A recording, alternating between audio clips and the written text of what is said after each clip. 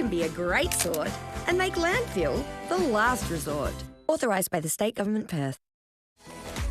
Welcome back to Weekend Today. Pre-mixed alcoholic drinks, or alco-pops as they're known, are in the firing line this morning. That's because Liquor and Gaming New South Wales wants an immediate crackdown on beverages that are too sweet, too fruity and ultimately too addictive.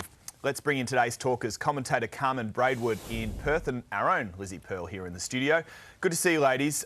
Carmen, I want to get to you first on this one. Regulating alcohol is one thing, but banning drinks is something altogether. I mean, do you think it should happen?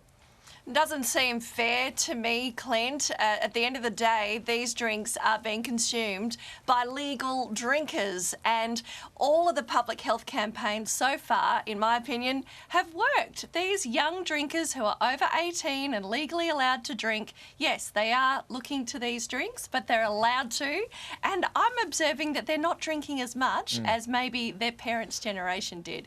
And it's not through, them modelling our behaviours, because honestly, we did not set a good example. One of the big issues here is that they're getting into the hands of those under the age of 18, and they are just becoming so addictive. They're so sugary. They're also really affordable.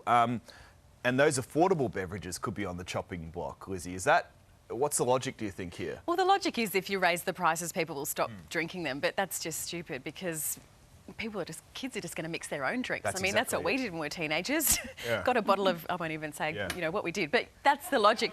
What the problem is here, if you want to crack down on drinking, it's the culture. We're coming into Christmas. Every catch-up is let's have a drink. Let's do this. If you're celebrating something, let's have a drink. Weddings, funerals, christenings, everything's about drinking. Has anyone ever said to you, let's go on a Christmas walk? No, they haven't. No, they haven't. That's it. It's our culture. Let's catch up for some shortbread. No, let's have a green smoothie and go to the gym for a Christmas. Yeah. So it's you're right, it's a cultural thing. It's the cultural Break thing. the culture, break the habits.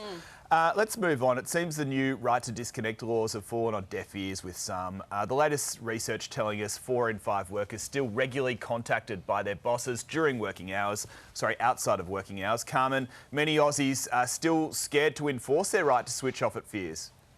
Yeah, who wrote this article? Captain Obvious, called this a couple of months ago when it came in. Australians have a deeply ingrained culture of loving their jobs, of working hard and feeling like their worth is defined by their work. Honestly, I find it very hard to see any actual evidence of this younger generation that organisations are telling me don't want to come to work. We are following the behaviours modelled to us by the boomers and the Gen Xers who said, work till you die. Hey, finally, ladies, Cosmo Australia is getting a risque revamp. I'll tell you why. The magazine's male celebrity centrefold is back. And this morning, it's been revealed that Aussie actor Josh Houston will be the first feature. What do you think, Lizzie?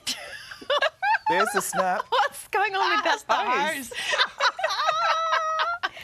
Look, it's left you speechless. I don't have anything to say. There's nothing wrong with being naked as long as everyone's consenting. Well, he's not quite fine. naked. The white pants. He's wearing long pants. No. I think it says more about the state of the magazine industry than anything, is that we're going back to the centrefold. But look, if everyone's consenting and everyone's happy with it, being naked's fine. Carmen, does it get a tick from you? Yeah, just as long as I can put a vote in for the hairy guys. Can we just have like 1972 Burt Reynolds in the centrefold, that kind of vibe? Where's the hairy chest gone? Real men. Oh, wow. That's when men were right men there. in the 70s. That is Look attractive. At that. Lizzie, does that do it for you? Yeah, that's when real men were real men. No one had a wax pot or a razor. I like it. I like it too. Hello. Hang on a second. Hello. Who have we got here?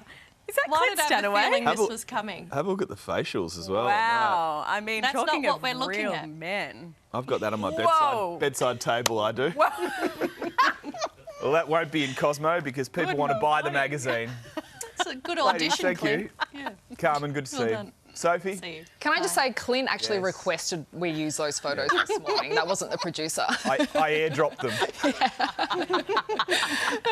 Coming up at 8 a.m. on Weekend Today, our reporters are standing by with your latest headlines. I'm live in Melbourne.